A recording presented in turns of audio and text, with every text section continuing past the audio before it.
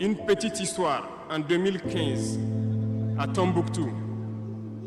Lorsque nous avons rencontré, j'étais chargé de la sécurité donc de la plateforme aéroportière.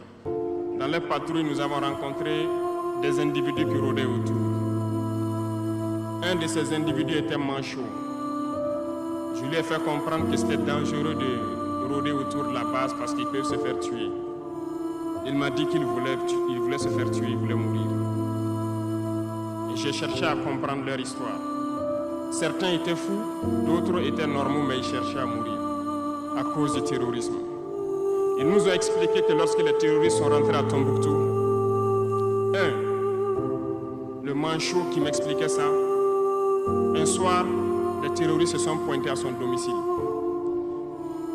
On voulait violer sa femme devant lui. Il s'est opposé. Ils sont repartis. Le lendemain, on est venu le pêcher à la maison, l'amener à la place publique. On l'a accusé de vol. On a tranché sa main, on l'a battu. Il est reparti à la maison. Son fils, qui avait 16 ans, qui s'occupait de sa main, ils sont revenus. Ils ont violé la femme. Ils ont enlevé son fils.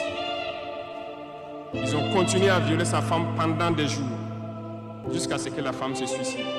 Et ils ont amené son fils, il n'a plus retrouvé son fils. Et lui, il préfère mourir. Voilà pourquoi il marche autour.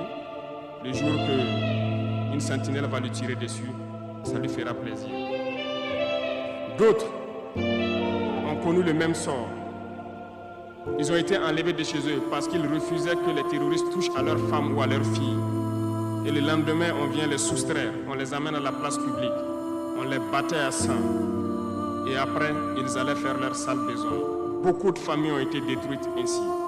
Ce sont des criminels, des violeurs, des bandits, des trafiquants de drogue qui sont armés et qui sèment désolation dans nos contrées.